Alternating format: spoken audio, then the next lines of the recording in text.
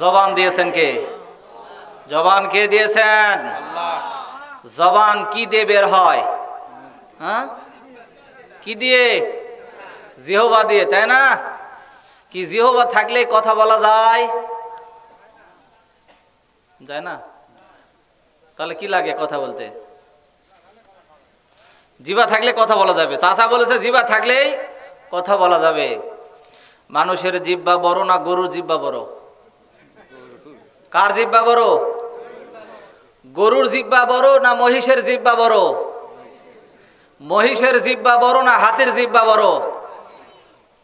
তাহলে ওদেরও তো জিহ্বা আছে, কিন্তু ওরা কি কথা বলে? কেন বলে না? আল্লাহ রাব্বুল আলামিন বলেন, জিহ্বা থাকলেই শুধু মানুষ কথা বলতে পারবে এমন কোনো বিষয় নয়। কারণ জিহ্বার পিছনে আরেকটা জিহ্বা আছে। জিহ্বার নাম কি? আলা জিহ্বা। কি জিহ্বা? মানুষের জন্য আল্লাহ রাব্বুল আলামিন জিহ্বা দিয়েছেন। জিহ্বার পিছনে আরেকটা ছোট্ট একটা জিহ্বা দিয়েছেন, এর নাম হলো আলা জিহ্বা। এই জন্য মানুষ কথা বলে।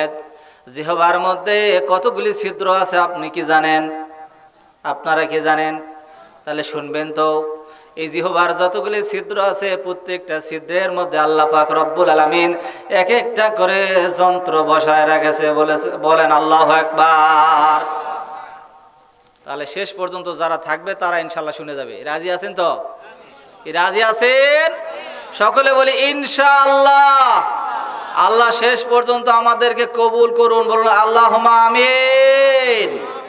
মূল আলোচনায় যাচ্ছি। আল্লাহ পাক রব্বুল আলামিন বলেন, ইয়া আইয়ুহাল্লাযীনা আমানু লা তুলহিকুম আমওয়ালুকুম ওয়ালা আওলাদুকুম আন যিকরিল্লাহ ومن يفعل ذلك فأولئك هم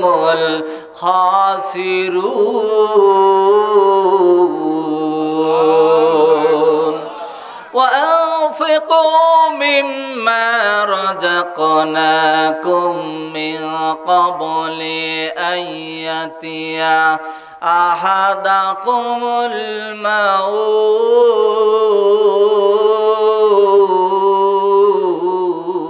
الموت فيقول ربي لولا أخرتني إلى أجل قريب فأصدق وأكن من الصالحين। সূরাতুল মুনাফিকুন কোন সূরা? কোরআনুল কারীমের মধ্যে আল্লাহ রাব্বুল আলামিন 114টি সূরা দিয়েছেন। এর মধ্যে আমার তেলাওয়াতকৃত সূরার নাম হলো সূরাতুল মুনাফিকুন। কোন সূরা?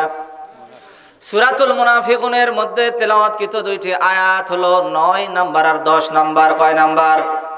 বাড়িতে গিয়ে মিলিয়ে দেখবেন, তাফসীরটা খুলে দেখবেন। তেলাওয়াতকৃত আয়াতটি হলো সূরাতুল মুনাফিকুনের 9 নাম্বার এবং 10 নাম্বার আয়াত। মহান আল্লাহ রাব্বুল আলামিন কোরআনুল কারীমের সূরাতুল মুনাফিকুনের 9 নাম্বার এবং 10 নাম্বার আয়াতের কারিমার মাধ্যমে জানিয়ে দিলেন, ইয়া আইয়ুহাল্লাযীনা আমানু লা তুলহিকুম আমওয়ালুকুম ওয়ালা আওলাদুকুম আন যিকরিল্লাহ। সর্বপ্রথম আল্লাহ রাব্বুল আলামিন ডাক দিলেন, ইয়া আইয়ুহাল্লাযীনা আমানু। কাদেরকে ডাক দিলেন? বলেন কাদেরকে ডাক দিলেন? আজকে ক্লাস নেওয়া হচ্ছে, আপনারা ছাত্র আর আমি হলো আজকের শিক্ষক। বুঝা গেল? আল্লাহ রাব্বুল আলামিন বলতেছেন, ইয়া আইয়ুহাল্লাযীনা আমানু, হে ঈমানদারগণ। কাদেরকে ডাক দিলেন? ঈমানদারগণ। ঈমানদার হতে গেলে কতগুলো বৈশিষ্ট্য লাগবে? ঈমানদার হতে গেলে সর্বপ্রথমে আপনাকে তাওহীদের স্বীকৃতি দেওয়া লাগবে। ঠিক না বেঠিক? তাওহীদের স্বীকৃতিটা কি? মুখে বলতে হবে লা ইলাহা ইল্লাল্লাহু মুহাম্মাদুর রাসূলুল্লাহ। প্রথম যখন আপনি তাওহীদের স্বীকৃতি দিবেন আপনি তখন হলেন মুসলমান। সর্বপ্রথম যেই ব্যক্তিটি তাওহীদের স্বীকৃতি দেয় এর নাম কি বলেন? এর নাম হলো মুসলমান। আর মুসলমান শুধু হলেই হবে না, এরপরে আল্লাহ পাক রব্বুল আলামিন বলেছেন 7টি বিষয়ের উপর ঈমান আনয়ন করলে সে হবে ঈমানদার। কি হবে? কয়টি বিষয়ের উপরে? কয়টা বিষয়ের উপরে?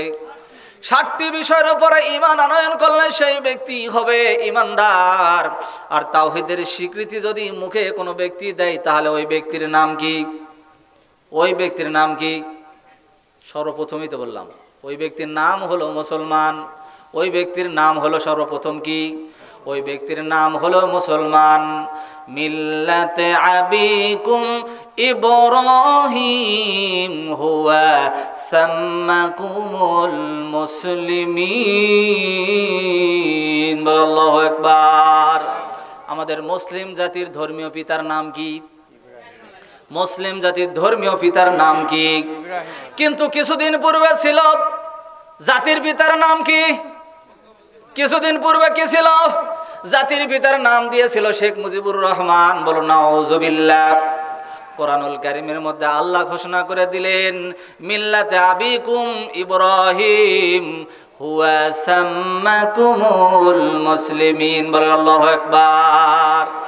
মুসলিম মিল্লাতের পিতার নাম, ধর্মীয় পিতার নাম হলো ইব্রাহিম আলাইহিস সালাতু ওয়াস সালাম। কিন্তু কতগুলি টুপিওয়ালাদের জন্য তাফসীর ইবনে কাসিরের পাতায় পাতায় উঠে গেছে জাতির পিতার নাম বঙ্গবন্ধু শেখ মুজিবুর রহমান। বলো নাউজুবিল্লাহ। এই সমস্ত টুপিওয়ালাদের জন্যই আজকে মার খেতে হয়েছে মুসলমানদের, ঠিক না বেঠে? এই সমস্ত কিছু কিছু কুলাঙ্গার টুপিওয়ালাদের জন্যই কত আলেম জেলখানার মধ্যে ছিল, ঠিক না বে ঠিক বলেন?